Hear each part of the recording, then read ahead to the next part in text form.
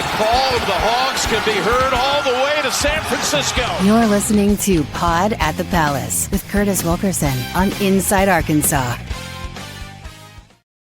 Good morning, everybody. Happy Wednesday, and welcome back to the Pod at the Palace. I'm your host, Curtis Wilkerson with Inside Arkansas. What's up, Coffee Club? How we doing this morning? I just finished watching the SEC ACC Challenge games here late Tuesday night.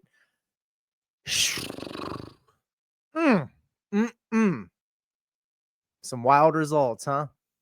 Maybe we'll talk about them. Anyway, it's game day here in Fayetteville, and folks, it is a big one. Your 25th ranked Razorbacks are going to host number 6 Louisville at Bud Walton Arena in Fayetteville. The U of A website says 6 p.m. ESPN says 6:15.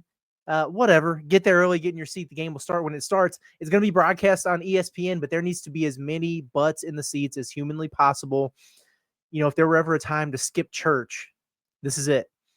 God will forgive you. He, too, is a Razorback fan. I got that confirmed. We've got the full preview here for you this morning. We're going to hear from Meleek Thomas about tonight's game. We're going to hear from Louisville coach Pat Kelsey and what he thinks about the Razorbacks. We've got the keys. We've got the matchup breakdowns, the stats to strive for, the prop plays over at SARACEN, our picks to click, the predictions, all those things. It should be a fun day here on the show.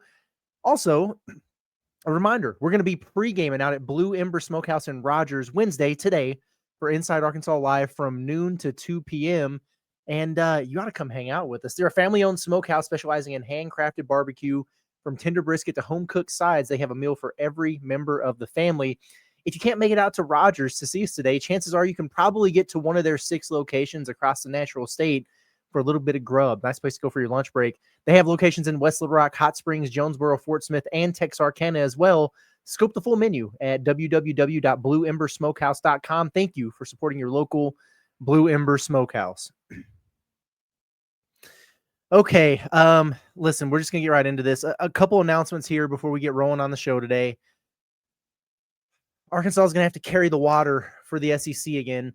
The league went 3-6 in the SEC ACC Challenge games on Tuesday. 3-6. I know we did our predictions yesterday. I think we wound up going 10-6 for the SEC. So for that to be right, from my standpoint, they need to sweep Wednesday night. So shout out to Oklahoma, to Texas A&M, and to Georgia for representing the league the right way.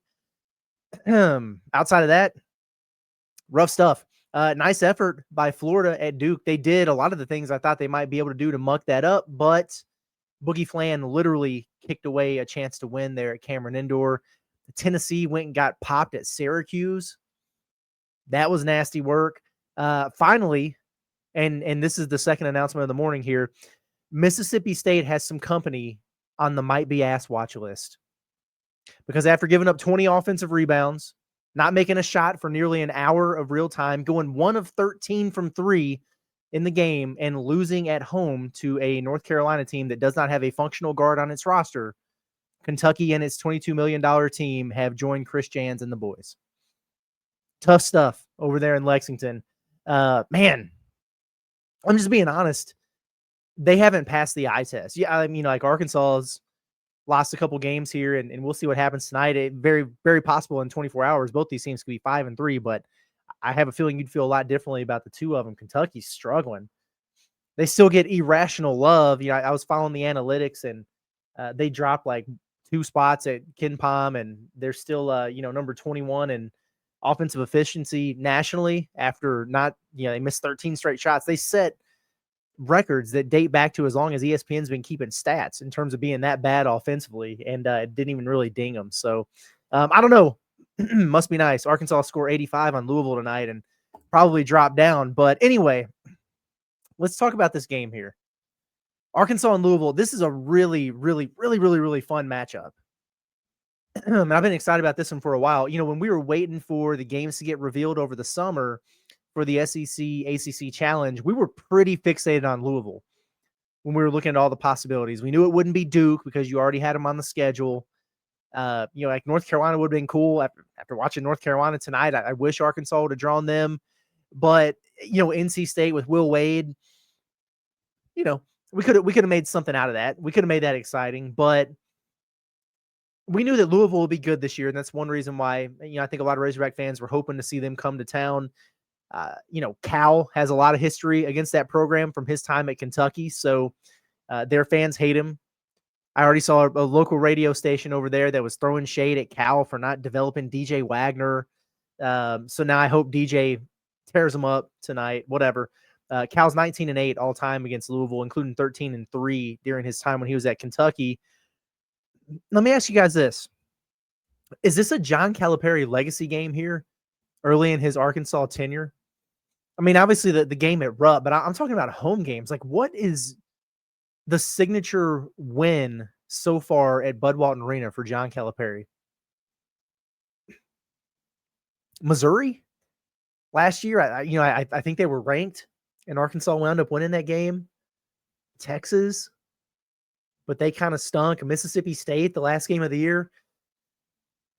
Are you see what I'm putting down here? They need to get a big time win. They lost to Florida at home.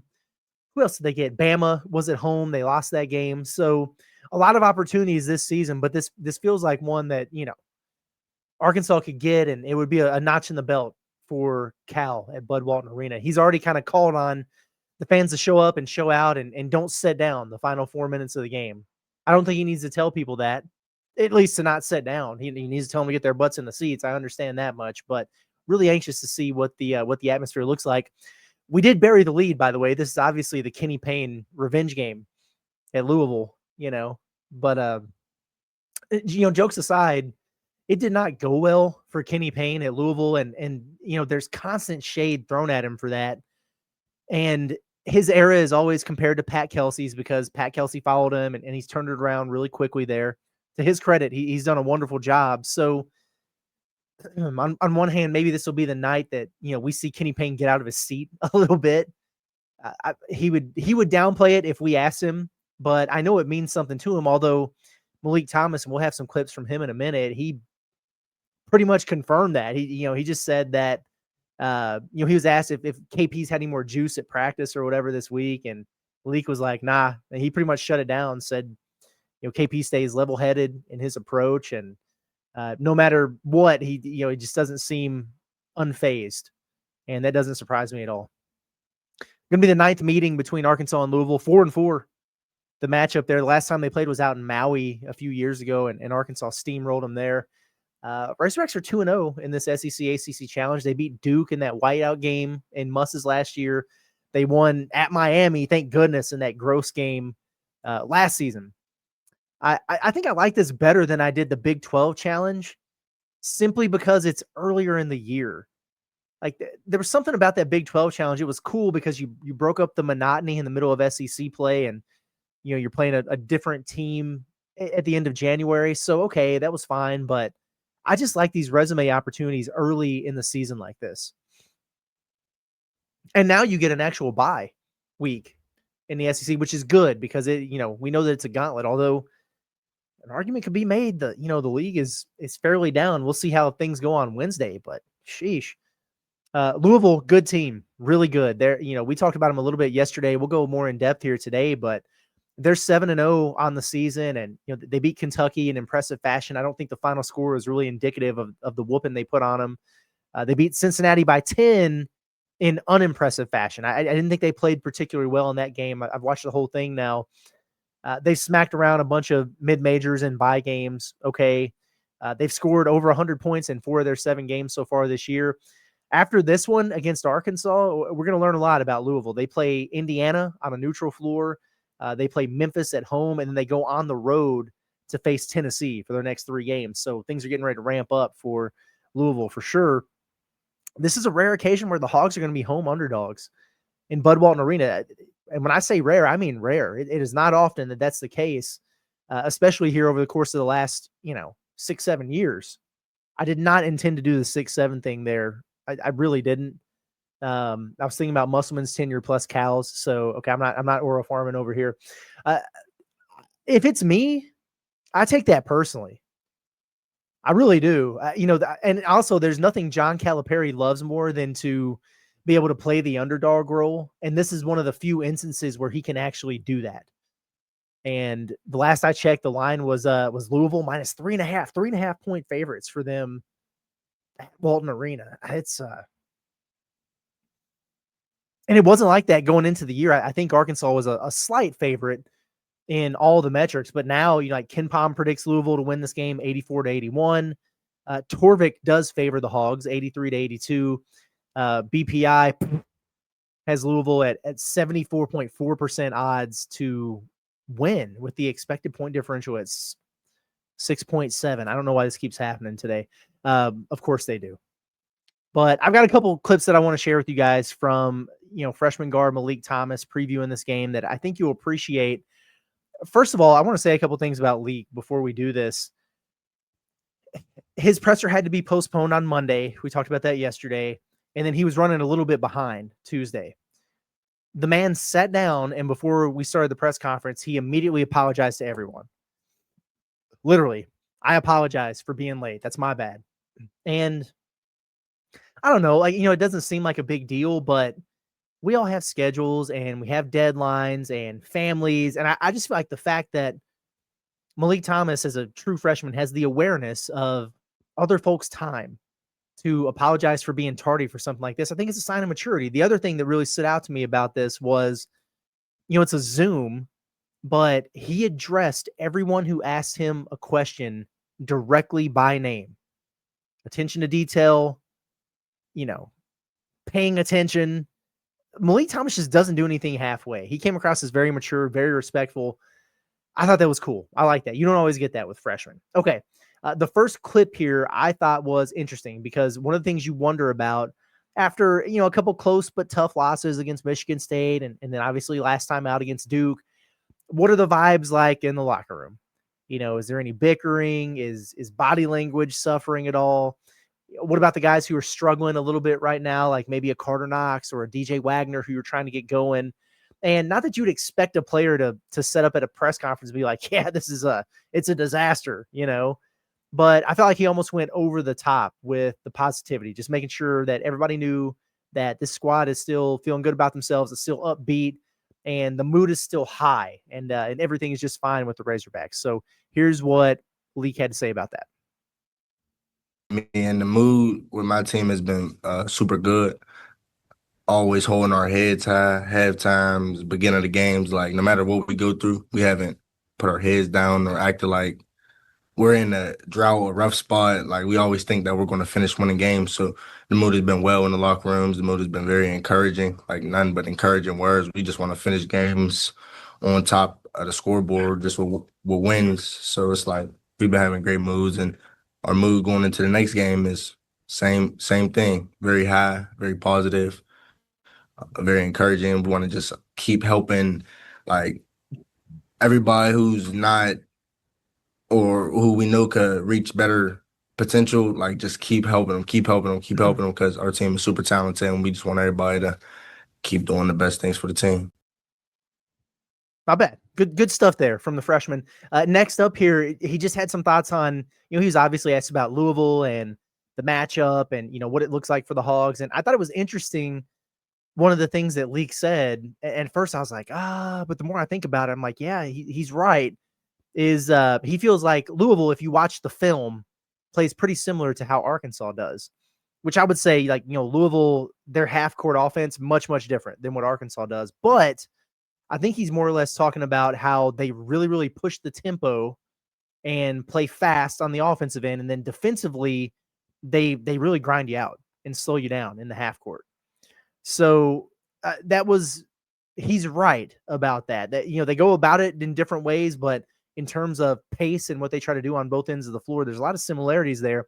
And then also, if you were wondering if, is Coach Cal, is he trying to, I don't know, go back to any of his old animosity towards Louisville, from back in the day? Nope. He's dialed in on this team just like he is every other game. So here's what Leak had to say about that.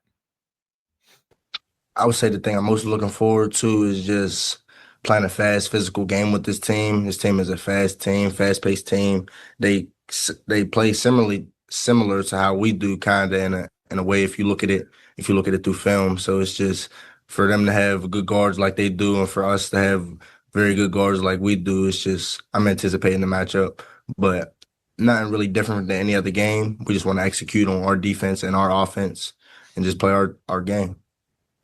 And then Coach Cal's obviously got a lot of history with Louisville, just going back to Kentucky and then even Memphis. Has he talked at all about that at all, or is it just kind of just regular game prep, or has he mentioned maybe any of the history he has against Louisville?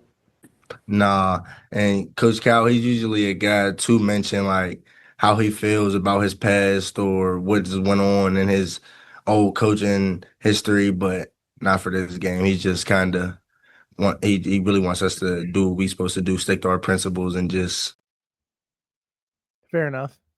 You saw he got that smile on his face. He's like, nah, he is a guy to do that, but he hasn't been doing it this week. I don't know how true that is, but I'll take the man's word for it. And then finally, here's Meleek on just playing a big game in Bud Walton Arena, and we've talked so much the first month of the season about the attendance and the crowds and what's going on. Is it just because there haven't been good teams coming in? Has it just gotten too expensive? Has this reseeding thing screwed it all up with corporations and businesses hogging up all the tickets, and then the resale is crazy? Like, what is going on here? Hopefully a lot of those obstacles are overcome, and we've got the type of atmosphere that we should have in Bud Walton Arena for a game like this Wednesday night. And, Leak hasn't been able to experience that. Not only has he hadn't been able to play in front of a large crowd at Bud Walton Arena, he didn't even experience that in the recruiting process. He didn't come for a game for basketball. He came for the Tennessee football game, which, that was a win and a field storm and everything like that, but he hasn't really experienced that atmosphere yet, and seems like something he'll be excited about. So he talks about that, and then also just kind of some of the learning lessons from playing Duke, and even though they came up a little bit short, seems like they took a lot away, from a positive standpoint from that experience. I hope you've had a great holiday too with you and your family, Matt. I did. I enjoyed mine. Gosh, man, don't you love that though? Because I thought that was nice of Matt. When he gets ready to ask the question there, he say, "Hey, hope you enjoyed your holiday weekend with your family." And most of the guys would just like, okay or not or whatever, and then you ask them a question, they answer it. But just thoughtful stuff from Meleek Thomas. He's growing on me every single day. Well, I'm feeling, me personally, I'm enjoying the ride. It's my first year in college, so everything's like kind of super new to me. Bringing big teams home. I'm excited for another top team to come to Bud for us to play. I know my guys are also excited, and we really just want to win games. So I think me and my teammates' minds are all on just focus on putting everything together piece by piece just to win games. And just about, we really need the Bud energy. That's the last thing I was going to say. Really need that Bud energy. I would say a game with Duke that early in the season will really help us get acclimated with just the fight and the drive. Like, that's a top 5 team as of right now, and we all know that, and we know how we battle with them. We know that it could have been a lot of different outcomes. So it's like it just really gives us more drive. It really gives us more drive because knowing you play the team that is a ranked 1, 2, 3, 4 team in the country, and we hit them hard and just didn't get the job done. It really gives us hope and knows that we can play with the best of the best, for sure. And what has Coach Cal been emphasizing most over this past week? Coach Cal has been emphasizing most that he wants to do everything in his power to get us ready from a head coaching point. That's really what he's been talking about. Just like he wants to do everything in his power, like not leave nothing out there to help us know that he did his best for us to get ready, because he knows we're going to make little mistakes here and there. Each one of us, we're all going to make mistakes, but there you have it. Hey, folks, today's episode of the Pod the Palace is also presented by our friends over at the Eye Center of Northwest Arkansas, where your vision is essential to your quality of life, and professional eye care is a must for you and your family. If you check out the Eye Center of Northwest Arkansas, every patient is going to receive the best of new vision care technology plus old-fashioned personal attention.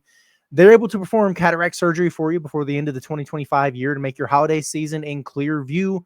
They have refractive surgery for patients struggling with readers, glasses, or contacts. Surgery options for everyone, really. Make sure you utilize your FSA benefits before the end of the year. It is December, after all.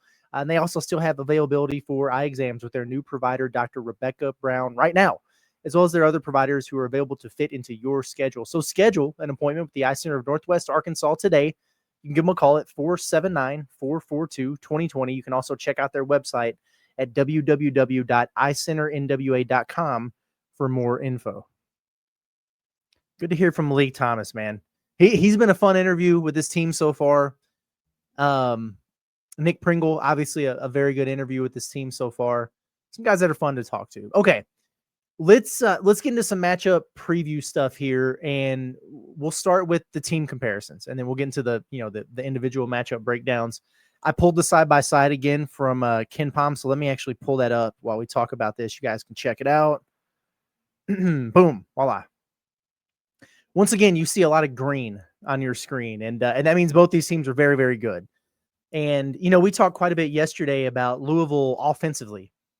They're one of the highest scoring teams in the country. They're top 5 in three-pointers attempted, 35.6 threes attempted a game, and made 13.3 made threes per game. They're top 15 in the country in assist rate, so they share it.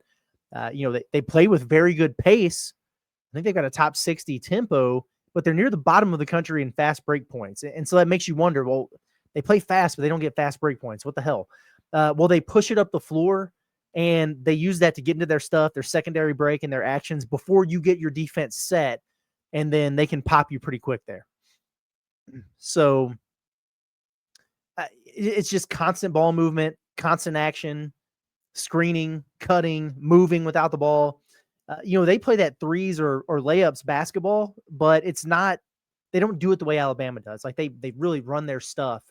And, with Bama, it's a lot of spread you out, attack you off the dribble, drive and kick type stuff. Louisville can do that, especially with Michael Brown at the point guard position, but they create a lot throughout the course of their offense and the actual actions there. I've seen some people say that Louisville is like a live by the three or die by the three kind of team. And I mean, you're 7 games in, so it might be a little bit too early to say, but they're making 13 a game. So they've been living large from that standpoint so far, I think you could say. But I do think it is fair to question, to the people who say that, if the threes aren't falling in bunches, and we know that the 3-point shot represents over half of Louisville's total shots, is this a team that's able to adjust and beat you in other ways? Can they beat you by grinding out stops offensively? Can they beat you by attacking the rim or getting to the free throw line? They haven't had to prove that yet, so the jury's out. Regardless, it's really important in this game for Arkansas to make Louisville uncomfortable defensively. If the Hogs are on their heels like they were against like Samford or Winthrop, and they're just letting Louisville run their stuff and get into their actions and create the looks that they want, it's going to be a long night. It doesn't matter if it's a Bud Walton Arena. I'm just being honest with you. But, and the reason I say that is because Louisville is the type of team they could go into any gym and hit 23s on you. And then what are you going to do about it? You have to make them uncomfortable. You can't let them get in a rhythm and start feeling themselves. But if Arkansas can muddy it up and disrupt some things like they did for decent stretches of time against a Duke team that's top 10 in the country in offensive efficiency, take something away. Maybe, one guy like an Isaac McNeely, who you decide, hey, we are overplaying this dude. We're running him off the 3-point line relentlessly. We're going to make him floor it, make him do something that he doesn't want to do. What can you do to disrupt their game and the way that they're trying to play? I just realized on this graphic, I think I cut Michael Brown's arm off. He has both hands, in case you were wondering. And then rebounding, obviously. Louisville they're not an elite rebounding team like Michigan State or like Duke, but this is more about awareness, I think, for Arkansas. Defenses, when you play against Louisville, you're so concerned about the three that before you know it, you get way, way, way spread out. Meanwhile, because Louisville's jacking a bunch of triples, it's long rebound after long rebound. So it's not about just turning and crashing the boards if you're Arkansas. It's not just about being physical if you're Arkansas. You got to understand where those shots are coming from and adjust your angles to go get them. It also means that your guards are going to have to rebound in this game. Carter, Billy, DJ, Meleek, all those guys are capable of doing it. and crashing in from the wings, from the perimeter is going to be important. Defensively, they haven't really been challenged too much. They've held down some mid-major opponents really well. The last two teams they played scored under 50. Kentucky put 88 on them in their own building, and I just watched Kentucky not score for like 11 minutes of a basketball game. I say not score. They didn't make a shot from the field. They made some free throws, but it was rough. That is a team that is struggling offensively right now. They had a lot of success against Louisville. I guess they had Jalen Lowe in that game. Whatever, it doesn't matter. They held Cincinnati. Louisville did to 64, which is about what Arkansas did in that exhibition. So they look pretty good there. I really do think the Razorbacks should have more success scoring it against these guys than they did Michigan State or Duke. They really need to spam pick and rolls when Louisville puts the big Khalifa dude in at center. I think you could take advantage of him there and get Louisville in scramble mode a little bit. They do a good job of slowing teams down with their half-court defense. They make you work for shots, but they're there to be had. They can turn you over. So, ball security and everything's going to be important for the Razorbacks. Of course, Arkansas is third in the country in fast break points. And I do believe that they need to be flying up the floor at every opportunity in Bud Walton Arena. Get the rebound and go. And in fact, because I want to get into our matchup comparisons real quick, but since we're talking about Arkansas playing fast, I always find it fascinating to see what opposing coaches say about Arkansas. Don't you? It's just, I don't know. I just like to hear what other coaches think. Tom Izzo made me mad. John Shire made me happy. Whatever. But Louisville's Pat Kelsey, as much as I would love to hate him. He's like Eric Musselman with the big glasses, But he spent his first 5 minutes of his presser just speaking some very kind words on John Calipari. And he was very gracious when he was asked about, taking over for Kenny Payne, if he's had conversations with him. Was really good stuff, but I didn't clip that. You got to go listen to it, whatever. But this is a cut up of what he had to say about Arkansas as a team. Take a listen to this. They're extremely talented. It's one of the most talented teams in the country. They're extremely explosive. They're fast. They're athletic. The floor really tilts when they get the ball. I mean, it goes downhill. And they have a lot of very talented players all across their roster, both in their front court and in their back court. And they're obviously well coached as well. So, we have to be on it on both sides of the floor in the game on Wednesday. And obviously it's going to be a great college basketball atmosphere. The arena is going to be hopping, so the lights are going to be bright. It's going to be a big stage, and we're really excited about the opportunity going against one of the most talented teams in the country. Yeah, it'll be a matchup of two teams that really thrive in transition. It's one of their strengths, or it's their strength. It's our strength. So it'll be an interesting. I think it's going to be an unbelievably entertaining game for the people that are there and the people that are watching on a national television audience. So I'm sure it's a big key to the game to them, and it's a big key to the game, for us. There's a million other areas that concern me, both from an individual personnel standpoint they have, and then from a scheme standpoint. I'm just naming that one thing because it's you just see it on tape, and when you turn the tape on, you squint your eyes, it looks like a bunch of world-class sprinters attacking from defense to offense. Sounds to me like Pat Kelsey's a little concerned about downhill Bill. What do y'all think? No, that was really good stuff from Pat Kelsey, man. They got a lot of respect for Arkansas. They've lost a couple games here. Maybe not. They don't have a whole bunch of respect in the polls or whatever, but he is very aware of what Arkansas is capable of, the talent that they have on that roster, how good they are in transition, which we just talked about. And I love that he mentioned the watchability of this game and how entertaining it's going to be. That's something we talked about yesterday. And I watched bits and pieces of all these SEC, ACC games. I watched the most of Florida, Duke, and then Kentucky, North Carolina, obviously. snooze fest, man. This will not be that. I promise you. We'll see how it goes in terms of, win or loss or whatever, but it will be a fun watch. That much I can promise you. Okay, let's get into our matchup advantage segment here. And we'll go through all 5 starters individually, and then the bench as a whole like we have for these other big games. And I'm basing this off of Arkansas's last starting lineup, so the group they went with against Duke, although it is worth noting that he's got a knack for mixing things up a little bit after a loss. So we'll see. I pretty much anticipate that he'll go with the same lineup, but I wouldn't be entirely surprised if he mixed it up a little bit. Like, who's to say that he wouldn't throw Leak in there as a starter or give Billy the start over Carter, so I think those things are on the table. As poorly as Pringle played, would he give Ewan a look again? I don't know. I wouldn't necessarily recommend that, but don't be surprised if he makes a change or two, I guess is what I'm saying. But we're going to go based off of what they did the last game. It makes it a little bit easier that way. So at the point guard position, you've got Michael Brown versus Darius Acuff. This is one of the best matchups that you're going to see in college basketball this season. I mean, honestly, flip a coin. Both of these guys are awesome. Awesome. I think they're the 2 best point guards in the country from a freshman standpoint. That's how they were ranked coming in as recruits, and they've backed it up so far early in the season, both of them.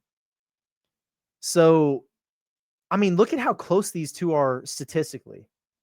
In fact, I'll do this for you real quick. I just got to pull it up on my extra screen.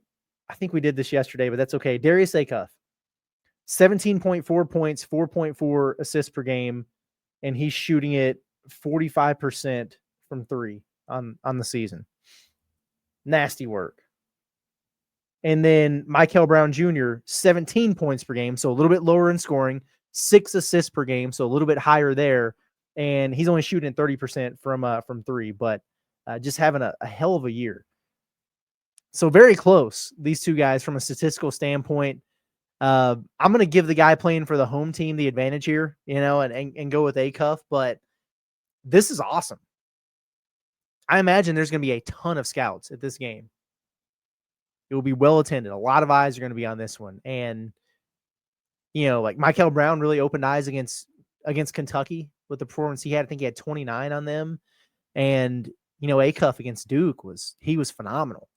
And he got overshadowed a little bit because Cam Boozer was unreal. But both these guys have been very, very impressive. So, I'm taking the hog here, but if you're a Louisville fan watching this, hey, don't get it twisted. Like, mad respect to your guy here. This matchup could go either way.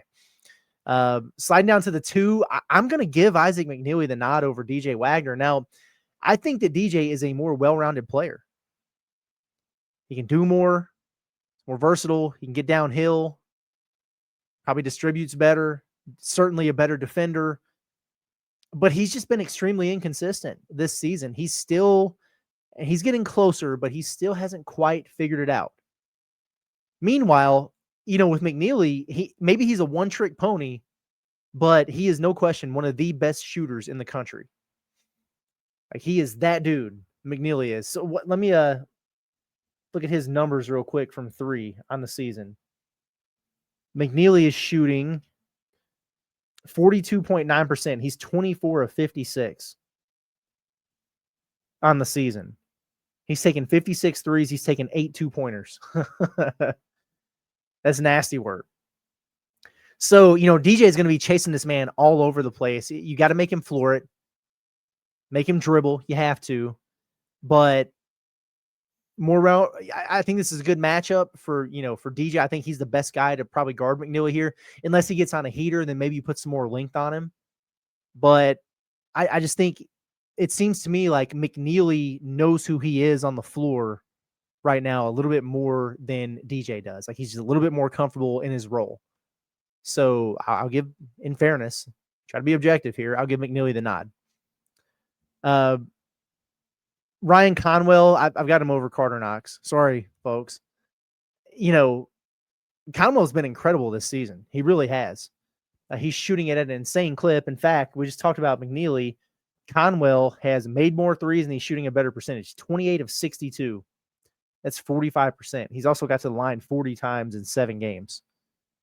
And, 6'4", 215. So, a big, strong guard that can really, really shoot it. much more than just a shooter. Averaging 20 points per game. And then on the other side, I mean, hey, it is what it is right now. It's not that Carter can't win this matchup tonight, but he's certainly not winning it overall this year. You know what I'm saying? Like, I mean, so far, Carter is 0-2 when it comes to showing up for big games this year.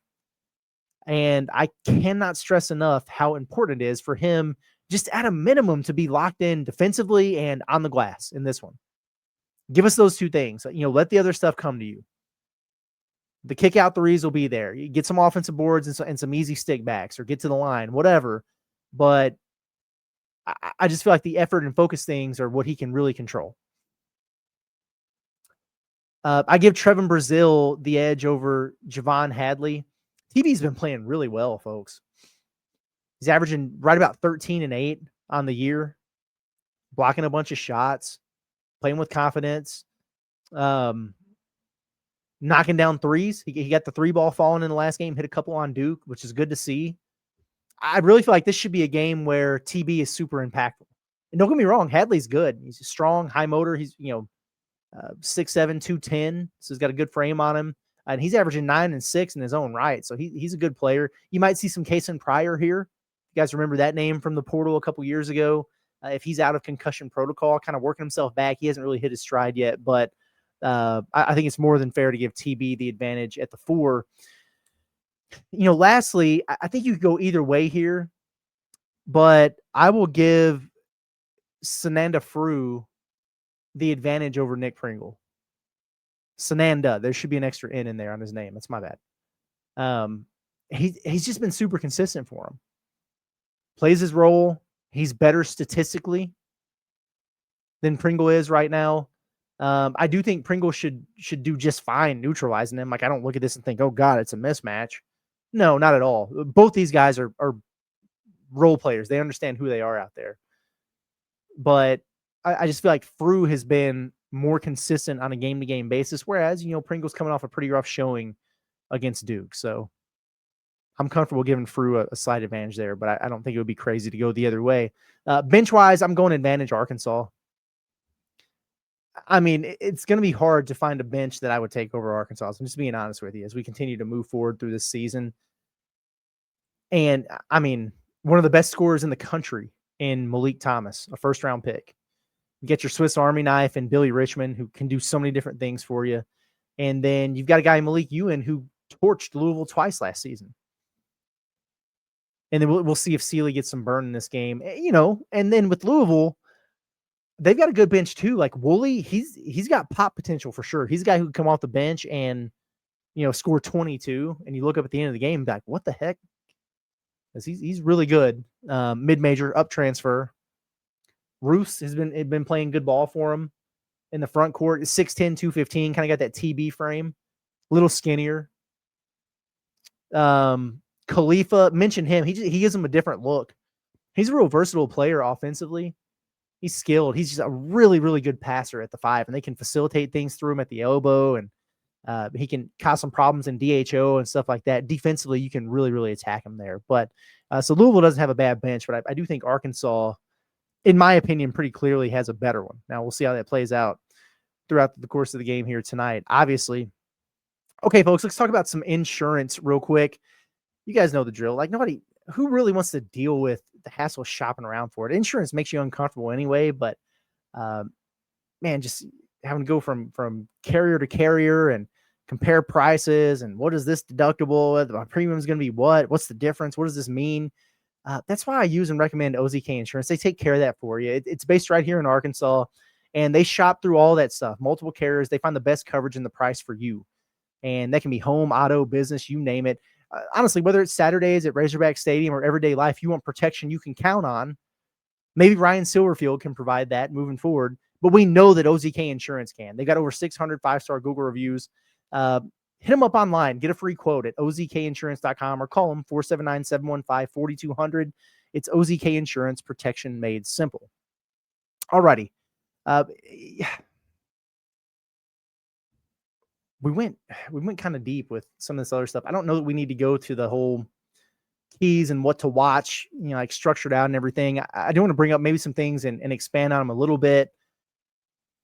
I mean, I think if we're talking about what to watch for Arkansas, eyes on Carter and DJ for bounce back games, right? I mean, I think Arkansas really needs that from those two. Got to have those guys locked in. I think, as good as DJ Wagner is defensively, and you think about the type of team you're getting ready to play, you need him out there on the floor. And, I think this could be a big Carter game because it's one where he can play on the wing. Depending on personnel that Louisville has out there, there's going to be times where he'll be able to play the 4 and you can play really fast, but you can't do that if he's not dialed in. He's got to have focus defensively, and he's got to have that relentless effort on the glass. I don't care if he's missing shots. But what I know, and the pattern, if you guys go back and look at all these games, when Carter stinks, it's early turnover. It's, getting burned on a back door, something easy, getting a little bit lazy, and somebody slipping by him for a rebound. And all of a sudden, he's 1 for 6 at the end of the game. He hasn't done anything. But when Carter's balling, how does it always start?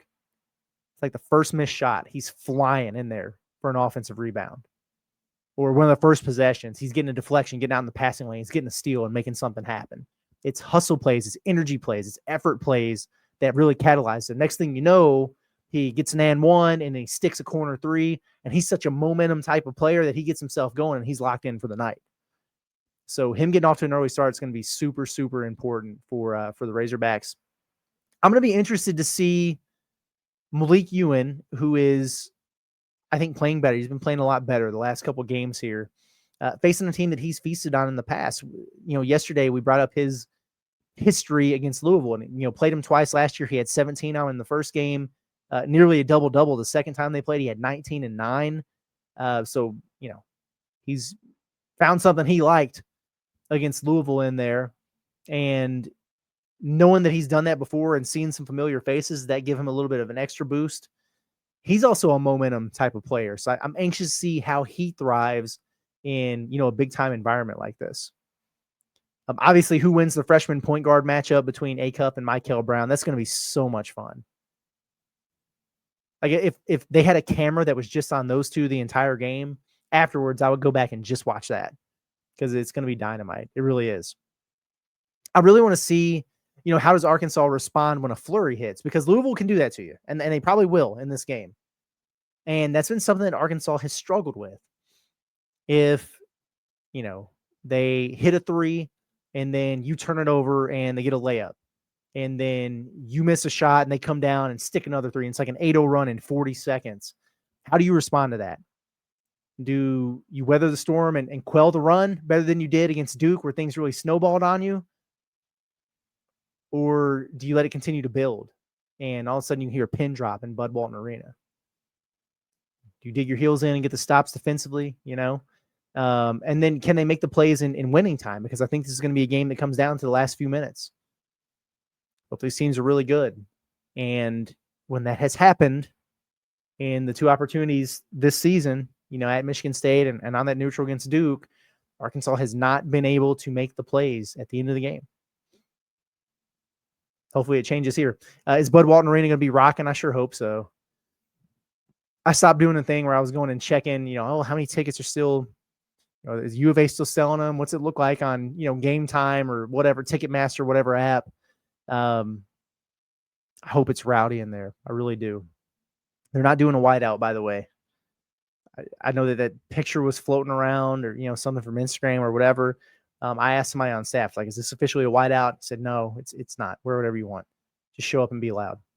So stat stuff to look out for. I mean, for me, in this game, can we just avoid anybody from Louisville having an out-of-body performance like Cam Boozer did? I mean, good grief. At 35 and 9, it was just absolute nonsense. Michael Brown, his 2 best games were against the 2 best teams they played. He had 29 on Kentucky. He had 22 on Cincinnati. And in both of those games, he got to the free throw line also double-digit times, so he was getting the opposing team's guards in foul trouble. Maybe it's as simple as A-Cuff just canceling him out. Conwell's another one. I mean, he's had 4 games of over 20 points so far this season. He got over 30 on somebody. I can't remember who. You certainly can't have both of those guys going crazy. So maybe if we're thinking about stats and math, can A-Cuff and Leak outpace Brown and Conwell by the end of the night? maybe would be something to look at there. Now Louisville, listen, they're going to get their threes up. Okay, they're shooting 36 of them a game. I know that anytime we ask Cal about this, or we used to get the assistants before the games, and a lot of times their game plan is it's all about limiting attempts. Like we don't even want them putting them up. Well, they're shooting 36 a game. They've only shot under 33s in a game one time this season. That was against Cincinnati. They went 8 of 28 in that game. Give me that. If Arkansas could defend the perimeter like that and Louisville shoots 8 of 28, I think you're in a pretty good spot. Like, can you keep them in single digit makes? If so, I would damn near guarantee you win the game. Defensive rebounding is going to be so important. Like you have to, they kept Duke to 12 offensive rebounds, which is a good number. I would take that 10 times out of 10 against that team. The problem was you gave up 25 second chance points off those 12 offensive rebounds. That's nasty work. So I'm thinking, keep them to a dozen or under here would be nice. There's just nothing more deflating than playing a team like Louisville, playing great defense, forcing them into a contested three, getting the miss, and then allowing an offensive rebound and a kick out, and then they stick a three on you. And it's so deflating. It's like taking a pin and popping the balloon. You got to avoid those. We're talking about bounce back games for Carter and DJ. What should that look like? I know we fixate on points. It's easy to do that when we're talking about stats, and I think you got to have both of them defensively, but they have to contribute on the other end of the floor too. Like, what would be fair? 20? Get 20 out of Carter and DJ combined? Maybe one of them gives you 12, one of them gives you 8. Like, it's nothing crazy to ask for. They don't have to be awesome, but they just have to contribute. Like maybe it's a 3 and a downhill drive and a couple free throws for DJ. Carter gets a couple offensive rebounds and stick backs and knocks down a 3 for you. It doesn't take much for him to get there, but you need that stuff. I mean, A-Cuff's going to score. Leak is going to score. I feel pretty good about TB, pretty consistently getting into double digits, but you got to know what you're going to get out of those other guys who are so valuable for you. It would be nice to see them have solid performances. I say, let's see, can we get a dozen rebounds out of the center spot? Pringle and Ewan. Can you get a dozen rebounds between the two of them? Pringle's averaging about 6 a game. Ewan is not. But I would love to see Pringle have one of those games. Earlier in the year, he was doing like 8.7 boards or, 7 points, 8 boards. Have one of those type of games. And I feel pretty good about it. And then with Ewan, I have a feeling he's going to find some success offensively in this game. That usually is a catalyst for him. I have a feeling he's going to grab some offensive rebounds in this game. Be nice for him to do it on the defensive end, as well. And also, and if Louisville is stroking threes, it's not the end all be all for you. Like, let's say they make 13 and they hit their average.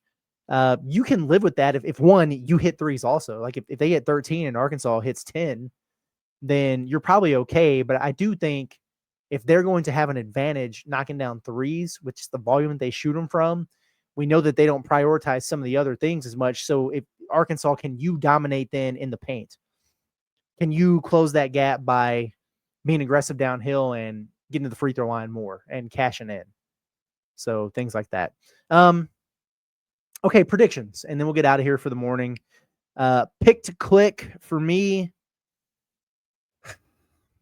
I think I'm going to go back to the well with Meleek Thomas. Yeah, I'm going to go with Leak here.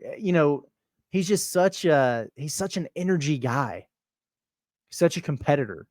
And I think about him in this spot, a big game. The other team has a star freshman too. It's a big atmosphere. I think he could feed off of that energy.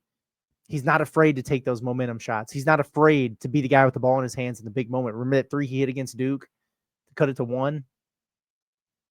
This could be a pop-off spot for Meleek Thomas. I thought he was going to get it against Duke. The shot wasn't falling for him. Still made some big ones. Give me Leak for 20+ in this game. Bold prediction.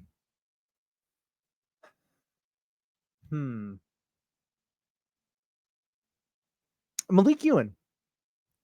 That's still bold, right? Even though he's playing better.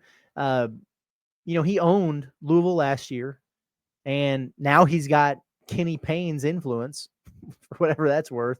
And he's going to come off the bench against the backup big man for Louisville who can't guard him. Khalifa can't guard him.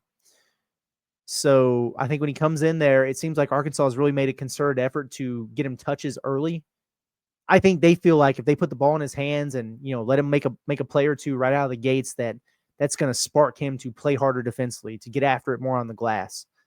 And I don't see why that would be any different here. Sign me up for, we're going to be bold, 15 from Meleek Ewan.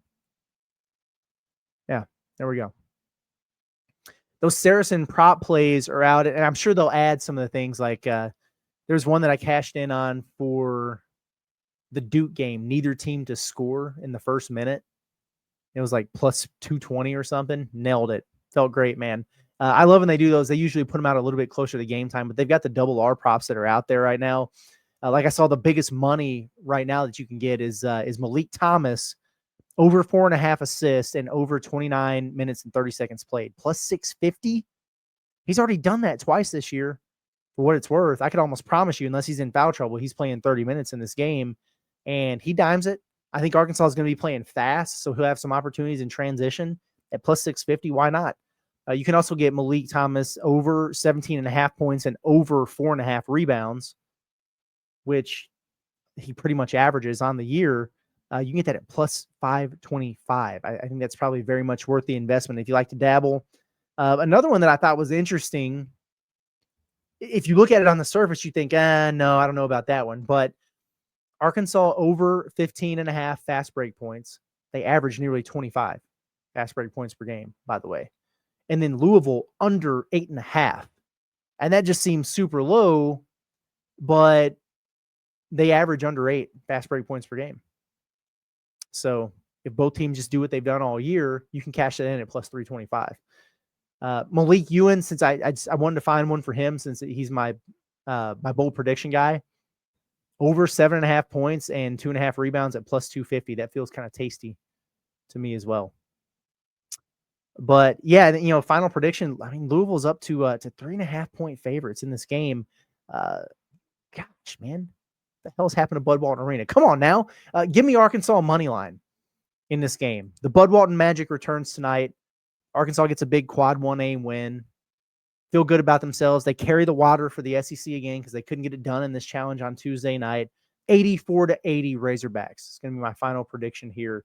And I'm standing on business with that one. I believe that one. You heard me before that Duke game. I was kind of wishy-washy, right? Like, I don't know, man. Like, their strengths are kind of Arkansas's weaknesses, and not sure how much better they got the last couple of weeks, but we'll give Cal the benefit of the doubt here. Okay, well, they lost the game. This one, I feel strongly about it, and I'm going to be disappointed if they don't get it done. It's not the end of the world. It's not a must win or you're screwed, whatever.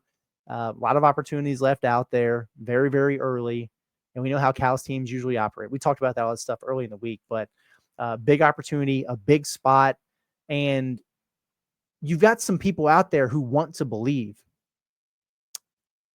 Leave no doubt. And then make some believers who might be out there doubting you. This would work wonders for Arkansas's resume, for their metrics, for the eye test, for the public perception, at a time where, when you're doing this conference-on-conference comparison, what are people going to be talking about? Damn, the national champs couldn't get it done at Duke.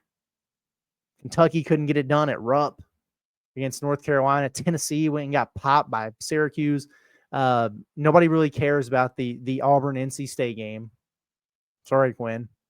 Bama really, really good this season, but like Clemson's kind of down. This is the other marquee headliner matchup in this conference-on-conference challenge. And if Arkansas handles business here, it will not go unnoticed. So let's see if they do it. And then either way, make sure you tap in with us for the Pod at the Palace post-game show. We will go live immediately following, regardless of the results. Should be a lot of fun. But I'm going to get out of here for now. Make sure you come hang out with us at Blue Ember, by the way, at noon if you don't have anything going on, if you're out there in the Rogers area. But appreciate everybody for tuning in as always. Shout out to the Coffee Club again, man. I love y'all. I love that it's become a thing. People comment with little coffee emojis in the morning and stuff. and I appreciate that, man. I think it's pretty cool. So out of here. We'll see you guys after the game. Everybody enjoy your day. Enjoy the game. It's been Curtis Wilkerson with Inside Arkansas on the Pod at the Palace, and we will catch you guys this evening.